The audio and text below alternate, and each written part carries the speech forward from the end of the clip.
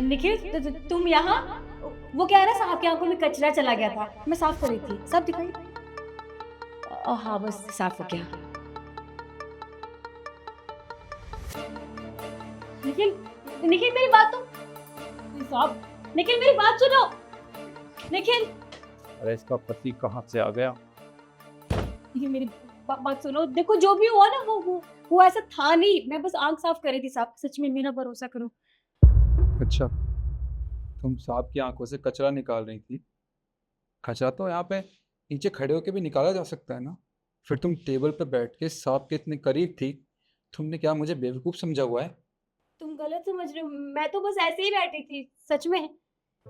शिखा, झूठ मत बोलो मुझसे। मैंने तुम्हें और सांप को एक साथ देख लिया है। तुम्हें जरा भी शर्म नहीं आई? तुम्हें याद नहीं था क्या कि तुम एक शादीशुदा औरत हो? तुमने एक बार भी मेरे बारे में नहीं सोचा? तुम्हें पता है, कई दिनों से मैं तुम्हारे और सांप के बीच में ना ये सब चीजें होते हुए देख रहा था, पर मैंने आज तक कुछ भी नहीं कहा। और आज से तुमने हद कर दी। हाँ मुझसे हो गई गलती, मैं अनजाने में कर बैठी ये सब, लेकिन आज के बाद कभी नहीं करूंगी। मुझे माफ कर दो। तुम प्लीज गुस्सा मत करो प्लीज। तुमने ये सब अनजाने में किया? अरे शर्म आनी चाहिए तुम्हें। तुम्हें गांव से यहाँ क्यों लाया था मैं? तुमने ही कहा था ना कि बच्चों की पढ़ाई लिखाई का खर्चा आ रहा है, मुझे भी नौकरी करनी पड़ेगी घर चलाने के लिए। तुम्हारे साथ मैं भी घर का हाथ बटाऊंगी, इसलिए तुम्हें गांव से यहाँ शहर लेके आया मैं। पर मुझे ये नहीं पता था कि शहर की हवा इतनी खराब है कि इस हवा में सांस लेने के बाद तुम ऐसी हो जाओगी। शिखा, मैं तुमसे इतना प्यार किया था, इतना भरोसा किया तुम पे, पर मैंने ये कभी नहीं सोचा था कि तुम मुझे धोखा दोगी, वो भी इस तरीके से। तुमने सांप के साथ चक्कर चलाया, अपने पति के बारे में एक बार भी नहीं सोचा। अगर तुम्हारी जगह मैं होता और मैं ये सब कर रहा होता किसी और लड़की के साथ, क्या तुम मुझे माफ कर पाती? नहीं कर पाती माफ, मैं जानती हूँ, इसलिए तो तुमसे माफी मांग रही हूँ तो बस। तुमने ये कैसे सोच लिया मैं तुम्हें माफ कर दूंगा? हाँ, तुमने मेरे दिल को ठेस पहुंचाई है शिखा, मैं तुम्हें माफ नहीं कर सकता। अरे सोचो, अगर ये बात बच्चों को पता चली या गांव में माँ बाबू जी को पता चली तो क्या सोचेंगे वो? तुमने सोचा कभी इस बारे में? नहीं सोचा ना। अरे अपने बारे में सोचा है तुमने सिर्फ। तुम भूल गई थी कि तुम्हारा परिवार भी है, बच्चे भी है, माँ बाबू जी भी है और एक पति भी है जो तुमसे बहुत प्यार करता है।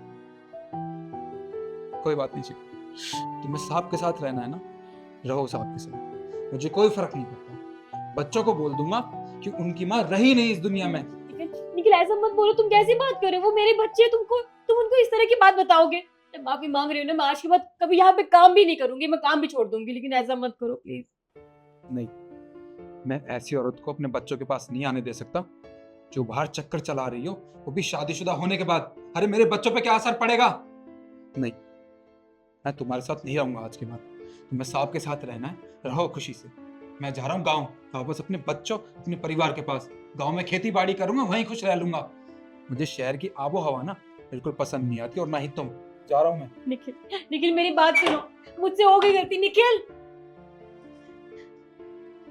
साहब, साहब, साहब मेरी बात सुनिए।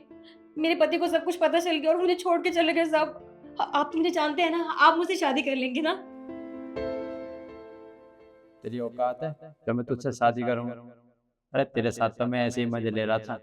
नहीं नहीं साहब, ऐसा ऐसा मत बोलिए, मेरा घर टूट चुका है साहब, आप तो ऐसा मत कीजिए, मैं कहाँ जाऊंगी? अगर जैसे चल रहा है ऐसे रह सकती है तो खूब रहे, लेकिन शादी के बारे में मत सोचियो। कुछ शर्म नहीं आता? आप कैसी बात कर रहे हो? शर्म मुझे आनी चाहिए, तुझे आनी चाहिए। तेरी शादी हो चुकी है, तेरा पति तुझसे प्यार करता है, उसके बाद भी उसे धोखा दे रही है और मुझसे कह रही है मुझे शर्म आनी चाहिए। निकल यहाँ से। साहब ऐसा मत कीजिए साहब, मेरी जिंदगी खराब जा, जिंदगी खुद खराब करती है, इल्जाम हम पे लगाती है।